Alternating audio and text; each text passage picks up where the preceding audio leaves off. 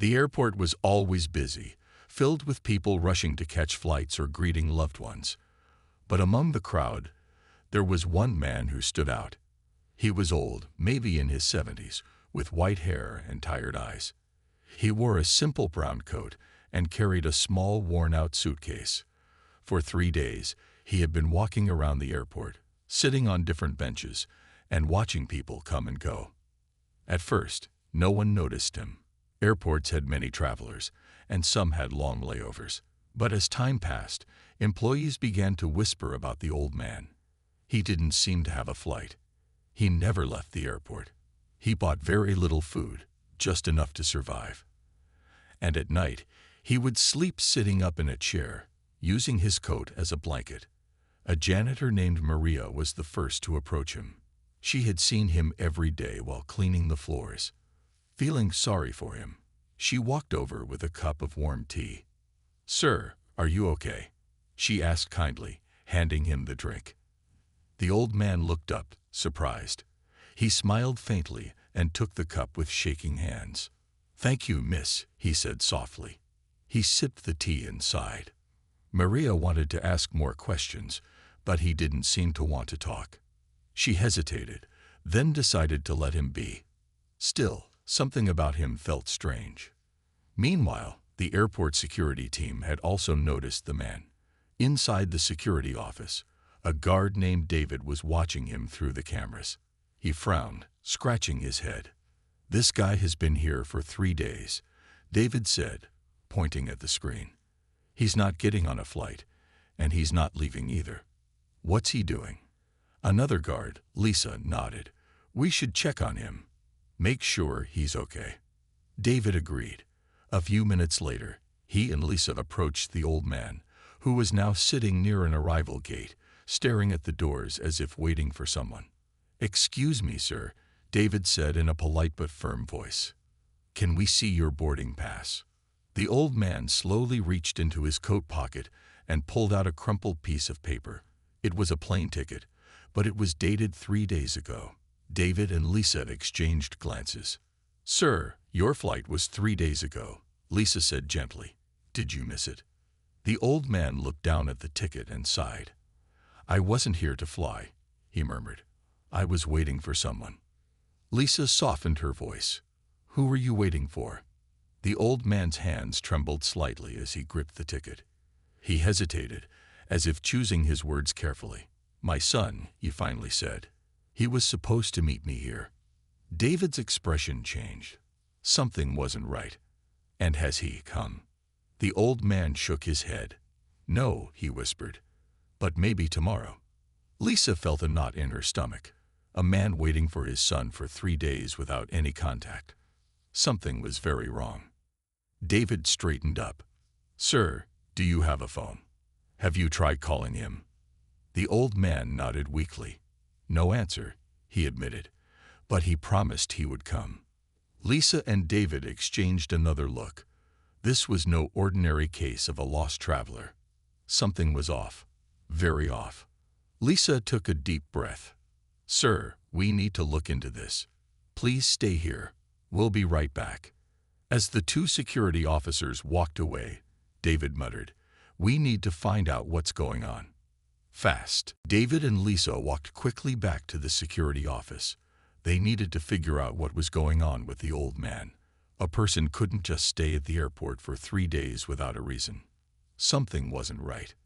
Inside the small security room, David sat in front of the computer and started searching. He checked the list of arriving flights from 3 days ago, looking for the old man's son. Lisa, standing behind him, crossed her arms. "Do you think the son just forgot to pick him up?" she asked. David shook his head. "No. If you knew your elderly father was coming, would you forget?" Lisa frowned. "No, I wouldn't." David kept searching. He checked security footage from 3 days ago, trying to find the moment the old man had arrived. After a few minutes, he found it. "There he is," David said, pointing at the screen. The video showed the old man stepping off a plane and walking toward the baggage area. He looked around, waiting. They fast-forwarded the footage. The old man waited for hours near the exit doors. People came and went, but no one greeted him. No one picked him up. Lisa felt a pang of sadness. He really was waiting all this time, she murmured. David leaned back in his chair. The question is, why hasn't his son come? Lisa took out a notepad. We need to ask him for more details. Maybe he has an address or a phone number we can use. A conversation with the old man.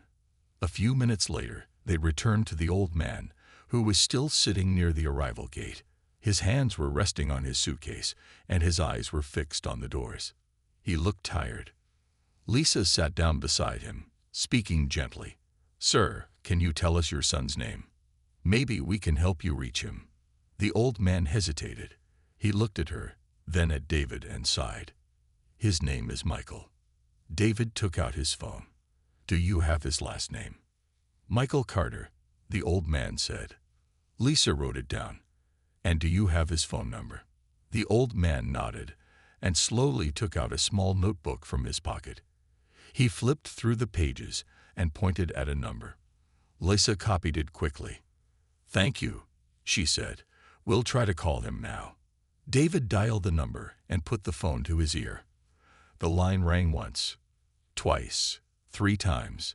Then a robotic voice answered. The number you are trying to reach is currently unavailable. David frowned and tried again. The same message played. Lisa bit her lip.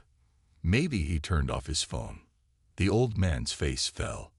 He wouldn't do that, he said quietly. He was excited to see me. David and Lisa exchanged worried looks. If Michael was truly waiting for his father, why was his phone off? Why hadn't he come? A new lead. Lisa had an idea. Sir, do you know where your son lives? His home address. The old man nodded again. He lives in this city. I have his address in my notebook. Lisa copied the address. Okay, she said. We're going to check on him. Maybe something happened. The old man's eyes filled with hope. You will. David gave a reassuring nod. Yes, sir. We'll find out what's going on. As they walked away, Lisa whispered, I have a bad feeling about this. David nodded. Me too. Let's call for backup. David and Lisa returned to the security office, their minds racing with questions. The old man, Mr. Carter, had been waiting for his son, Michael, for 3 days. But Michael's phone was off, and he hadn't come to the airport. Something wasn't right. Lisa typed Michael Carter's name into the airport record system, hoping to find some information. Maybe he booked a flight, she muttered. But after searching, she shook her head. Nothing. He didn't leave the city. David was already on the phone with local police. Yes, we have an elderly man waiting at the airport. His son was supposed to pick him up, but he never arrived. We're trying to check if everything is okay. The officer on the other end asked for Michael's address, and David gave it to them. Can you send someone to check? He asked. There was a pause. Then the officer's voice turned serious. We'll send a unit right away. David frowned as he hung up. That was strange, he said. They sounded urgent. Lisa glanced at him. Do you think Michael is in trouble? David didn't answer. He just hoped they weren't too late. Waiting for news. Back at the waiting area, Mr. Carter sat quietly, his hands folded over his small suitcase. He looked exhausted. Lisa walked over and sat beside him. We've contacted the police, she said gently. They're going to check on your son. The old man's eyes widened. The police. He gripped his suitcase tighter. Why? Do you think something happened? Lisa hesitated. She didn't want to scare him. We just want to make sure everything is okay, she said. Maybe he lost his phone. Maybe he's been busy. Mr. Carter nodded slowly, but worry was clear on his face. Michael wouldn't forget me, he whispered. He was excited for my visit. He promised to come. Lisa felt a lump in her throat. The old man had so much faith in his son. She just hoped Michael was safe. A shocking discovery. An hour later, David's phone rang. He answered quickly. This is David. The voice on the other end was serious. "We found Michael Carter." David's heart pounded. "Is he okay?" There was a brief silence. Then the officer said, "He's in the hospital." David's breath caught. What happened? Michael was in a car accident, the officer explained. It happened 3 days ago, the same day his father arrived at the airport. David's eyes widened. He turned to Lisa, who was listening closely. "He never made it," David whispered. Lisa covered her mouth. "Oh no." The officer continued. "He was rushed to the hospital in critical condition. He's been unconscious since then. That's why he never answered his phone." David ran a hand through his hair. His father has been waiting all this time, and he had no idea. Lisa looked over at Mr. Carter, who was still sitting quietly, hoping for good news. Her chest ached. "We have to tell him." The truth revealed. Lisa and David walked back to Mr. Carter. He looked up at them, hope in his tired eyes. "Did you find my son?" he asked eagerly. Lisa took a deep breath. "Sir, we found him," she said softly. Mr. Carter leaned forward. "Where is he?" David hesitated. "He's in the hospital," he said gently. "He was in a car accident on the way to pick you up." The old man's face went pale. His hands shook. No, that can't be," he whispered. "He was coming for me. He promised." Lisa placed a comforting hand on his arm. "He didn't forget you, sir," she said. "He was on his way. But something terrible happened." Tears filled the old man's eyes. He had spent 3 days waiting, believing his son had abandoned him. But all this time, Michael had been fighting for his life. David knelt beside him. "We can take you to him," he said. "Would you like that?" Mr. Carter nodded slowly. His voice trembled. "Yes. Please, take me to my son." Mr. Carter sat frozen in his chair, his hands gripping the armrests. His face had turned pale, and his lips trembled. For 3 days, he had waited at the airport, believing his son had forgotten him. Now he had just learned the heartbreaking truth. His son, Michael, had been in a terrible car accident. David and Lisa exchanged worried glances. The old man looked like he was in shock. Lisa knelt beside him and placed a gentle hand on his arm. "Sir, we're going to take you to the hospital," she said softly. "You don't have to wait anymore." Mr. Carter blinked as if snapping out of a dream. He looked up at Lisa, his eyes filled with fear and sadness. Is he going to be okay?" he whispered. Lisa hesitated. "We don't know yet," she admitted. "But he's still fighting. And right now, he needs you." Tears welled up in the old man's eyes. He nodded quickly. "Yes, I have to go to him. I have to see my son." David pulled out his radio. "We need transport to the hospital immediately," he said. Within minutes, an airport vehicle arrived to pick them up. As they helped Mr. Carter into the car, Lisa noticed his hands were shaking. She gave him a reassuring smile. "We'll be there soon," she promised. A long-awaited journey. The ride to the hospital was silent except for the sound of the car engine. Mr. Carter sat in the back, clutching his small suitcase to his chest. His mind was racing. 3 days. 3 days he had been sitting at the airport, waiting for a son who had been unable to come. 3 days believing Michael had abandoned him. The guilt pressed heavily on his heart. Lisa, sitting beside him, noticed his troubled expression. "Sir, it's not your fault," she said gently. "You didn't know." Mr. Carter sighed deeply. "I should have called someone," he whispered. "I should have asked for help sooner." David, who was driving, glanced at him in the mirror. "You were hoping for the best," he said. "You believed in your son. That's not a bad thing." Mr. Carter nodded, but his heart still ached. He just wanted to see Michael and tell him he was there. At the hospital. When they arrived at the hospital, a nurse guided them to the intensive care unit. Mr. Carter's legs felt weak as he followed her down the hallway. "Michael Carter," the nurse asked at the reception desk. The receptionist checked the records. "Room 312, she said, "but only family is allowed inside." Lisa stepped forward. "He's his father," she said firmly.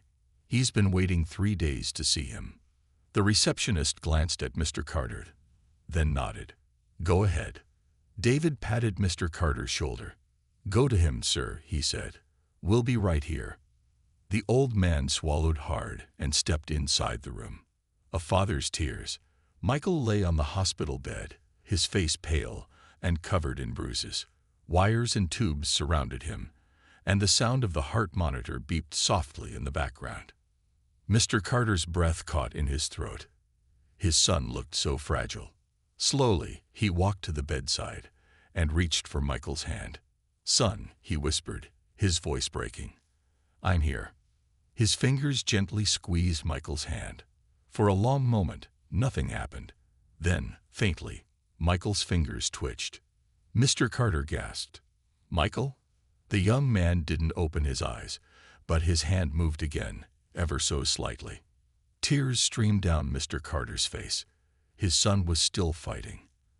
And now, he wouldn't have to fight alone. Mr. Carter sat by his son's bedside, holding his hand tightly. His heart ached as he looked at Michael, who lay unconscious, his face pale and bruised. The beeping of the heart monitor was steady, but the machines around him made everything feel fragile, like his son could slip away at any moment. Tears welled up in the old man's eyes.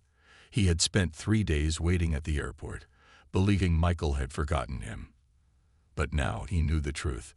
Michael had never abandoned him. He had been fighting for his life. Gently, Mr. Carter squeezed his son's hand. "I'm here, son," he whispered. "I'm not going anywhere." A father's regret. Memories flooded his mind. He thought about the last phone call he had with Michael before coming to visit. "Dad, I can't wait to see you," Michael had said, his voice full of excitement. "I'll be at the airport early, I promise." Mr. Carter had laughed. "Don't be late now, son. I'm counting on you." Now those words haunted him. His son had been on his way, rushing to see him, when the accident happened. And while Michael lay in a hospital bed, Mr. Carter had been sitting at the airport, feeling abandoned. He let out a shaky breath. "I should have asked for help sooner," he whispered. "I should have known something was wrong." Lisa and David stood quietly near the doorway, watching the heartbreaking scene. Lisa wiped her eyes. "He waited 3 days, believing his son left him," she murmured. "I can't imagine how he must feel right now." David nodded. "At least he's here now. That's what matters." Signs of life. Just then, a faint movement caught Mr. Carter's attention. Michael's fingers twitched in his hand. His heart leaped. "Michael," he said, leaning forward. The young man's eyelids fluttered slightly. His lips parted, but no sound came out. His hand weakly squeezed his father's. Tears spilled down Mr. Carter's cheeks. "You're waking up," he whispered. "It's okay, son. I'm here." Lisa and David stepped inside, their eyes widening. "Is he responding?" Lisa asked. The old man nodded quickly, unable to stop the sobs of relief. "Yes." He moved.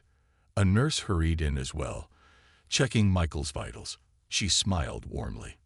"This is a good sign," she said. "He's starting to come around." A son's first words. Minutes felt like hours as Mr. Carter waited, gripping his son's hand. Slowly, Michael's eyelids fluttered open. His gaze was unfocused at first, but then his tired eyes locked onto the familiar face beside him. "Dad." Mr. Carter let out a cry of relief. "Yes, son, I'm here." Michael blinked slowly. His voice was weak. "The airport." The old man chuckled through his tears. "I was waiting for you," he said, his voice shaking. "But it's okay now. I found you." Michael's lips curled into the faintest smile. I didn't forget." Mr. Carter squeezed his hand. "I know, son. I know." Lisa smiled, wiping a tear from her cheek. David crossed his arms, exhaling deeply. "Looks like he had a reason to fight," he murmured. The room filled with warmth and relief. After 3 painful days of waiting, Father and son were finally reunited. Michael's tired eyes stayed locked on his father's face. He was weak, his body aching all over, but he was awake. That was all that mattered to Mr. Carter. The old man held his son's hand tightly, as if afraid to let go. "You've been asleep for days, son," he said, his voice shaking with emotion. "I was waiting for you at the airport, but you never came." Michael swallowed hard, his throat dry. "I tried," he whispered. Tears welled up in Mr. Carter's eyes again. "I know, son. I know you did." Lisa stepped forward with a cup of water. "Here, let him take small sips," she said kindly. Mr. Carter carefully helped his son drink. Michael coughed a little but managed a few sips before resting his head back on the pillow. The nurse came in, checking Michael's vitals. "You're very lucky," she said gently. "Your father has been waiting for you this whole time." Michael turned his weak gaze toward his father. "You stayed?" Mr. Carter let out a soft laugh, wiping his eyes. "Of course I stayed. Where else would I go? You're my son." The truth about the accident. Michael's brows furrowed as he tried to remember what happened. "The accident. I was driving to the airport," he said slowly. "I left early. I didn't want to be late." Mr. Carter nodded, listening intently. Michael closed his eyes for a moment, his voice barely above a whisper. "There was a truck. It came out of nowhere." His breathing grew uneven as he remembered the crash. "I tried to stop, but everything went dark." Lisa and David exchanged glances. It was a miracle he had survived. Michael looked at his father again. "You waited all this time?" Mr. Carter smiled gently. "I thought maybe you had forgotten me," he admitted, "but I kept hoping you would come." Michael's eyes filled with tears. "I'd never forget you, Dad." Mr. Carter squeezed his hand. "I know that now, son. A father's love." The nurse finished checking Michael's monitors. "He needs rest, but he's stable," she said. "You can stay with him a little longer." Mr. Carter nodded gratefully. He turned back to his son, brushing his hand over Michael's hair like he used to when he was a boy. "You've scared me," he admitted with a chuckle. "But you're here, and that's all that matters." Michael gave a weak smile. "I guess I made you wait too long." Mr. Carter shook his head. "It doesn't matter now. I just want you to get better." Lisa stepped forward. "We'll let you both have some time," she said softly. "You've waited long enough." David nodded. "If you need anything, we're right outside." Mr. Carter looked at them, his eyes full of gratitude. "Thank you both for everything." Lisa smiled warmly. "It was our pleasure." As they stepped out of the room, Michael's fingers weakly curled around his father's hand. "Dad?" "Yes, son." Michael's voice was barely above a whisper. "I'm glad you're here." Mr. Carter's heart swelled. He leaned forward and kissed his son's forehead. "I'll always be here, Michael. Always." And for the first time in days, Mr. Carter felt at peace. His son was alive. They were together. That was all that mattered. Michael lay in his hospital bed, his body still weak but his heart full of relief. His father was by his side, just like always. After 3 days of waiting at the airport, after all the worry and fear, they were finally together again. Mr. Carter sat in a chair beside him, holding his son's hand. He had barely moved from that spot since Michael had woken up. He didn't want to leave, not now, not after everything they had been through. "You should rest, Dad," Michael said softly. Mr. Carter chuckled. "I think I should be telling you that." Michael smiled weakly. "I'm serious. You look tired." Mr. Carter patted his son's hand. "I'll rest when I know you're out of danger." Lisa and David walked in, carrying 2 cups of coffee. Lisa handed one to Mr. Carter. "You need this," she said kindly. "Thank you," Mr. Carter said, taking a grateful sip. David looked at Michael. "How are you feeling?" Michael took a deep breath. "Sore, but alive." David grinned. "That's the spirit." Lisa sat on the edge of the chair. The doctors said you're doing better. You'll need physical therapy, but you're strong. You'll get through it. Michael nodded slowly. I just want to go home. Mr. Carter squeezed his son's hand. Soon, son. Soon. Guilt and gratitude. Michael stared at the ceiling, his mind filled with thoughts. I feel bad, Dad, he whispered. Mr. Carter frowned. Why? Michael sighed. You waited all that time. You must have been so worried. Mr. Carter shook his head. You don't have to feel bad about that, son. I was scared, yes. But what matters is that you're alive. Michael's eyes filled with emotion. I'm sorry, Dad. Mr. Carter's heart ached. He leaned forward and placed a hand on his son's shoulder. Don't apologize. None of this was your fault. Michael swallowed hard. I should have been more careful. I should have. Mr. Carter cut him off gently. Listen to me, Michael. You were on your way to see me. You had every intention of picking me up. That means everything to me. Michael blinked back tears. I just don't want you to think I forgot you. Mr. Carter smiled warmly. I never should have doubted you, and I never will again. A son's promise. Lisa and David exchanged glances. They had witnessed something truly special, a father and son who had almost lost each other, now reunited. Lisa cleared her throat. Michael, your father never gave up on you. He waited, even when people told him to leave. Michael turned to his dad. You really stayed the whole time. Mr. Carter nodded. I wasn't going to leave without you. Michael's voice shook. I won't forget that. Mr. Carter chuckled. Well, I won't let you forget it. Michael smiled. Once I'm out of here, I want to make up for lost time.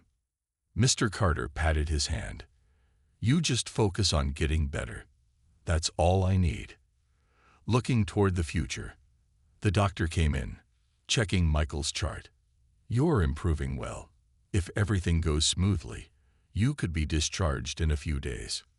Mr. Carter let out a breath of relief. That's wonderful news. Michael nodded. I can't wait to go home. Lisa grinned. You'll have a great story to tell. David chuckled. Yeah, but let's hope the next airport visit isn't this dramatic. Michael laughed softly. Agreed. As the sun began to set outside the hospital window, Mr. Carter looked at his son with pride. They had been through so much, but they had made it through, together. And no matter what happened next, they would always have each other. The hospital room was quiet except for the soft beeping of the machines. The golden light of the setting sun streamed through the window, casting a warm glow over Michael's bed. Mr. Carter sat beside him, watching over his son just as he had for the past few days. Michael was improving. His strength was slowly returning, and the doctors were pleased with his progress. It wouldn't be long before he was ready to leave the hospital.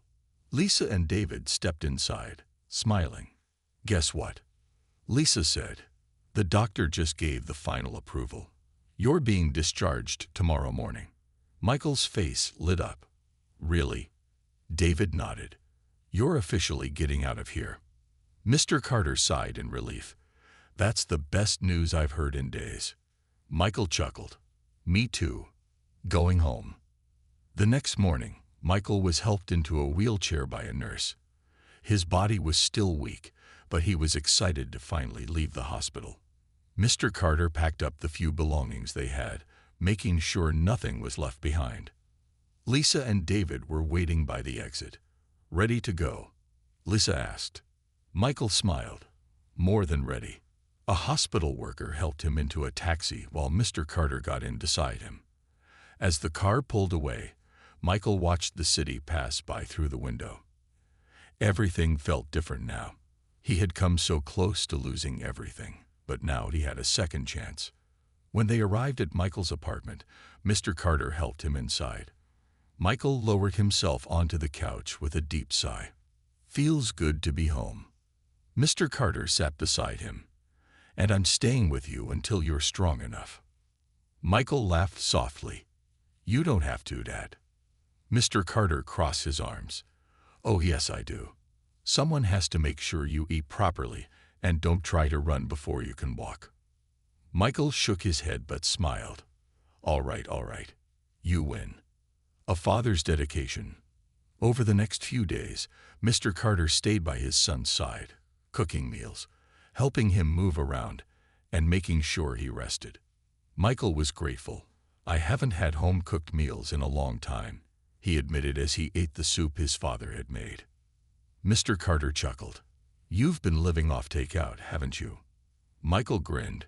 Maybe. The two spent their days talking, laughing, and catching up on lost time. Michael realized how much he had missed his father's presence. One evening, as they watched a movie together, Michael turned to his dad. I don't say it enough, but I appreciate you, Dad, more than you know. Mr. Carter smiled warmly. I know, son, and I appreciate you too. Lessons learned. Michael had changed. The accident had taught him something valuable. Life was fragile, and time with loved ones was precious.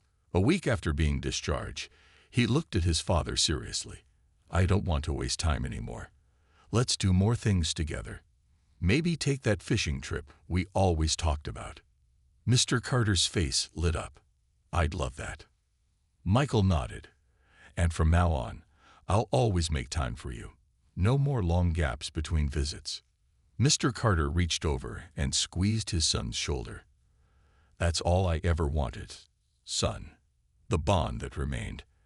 As the days passed, Michael grew stronger.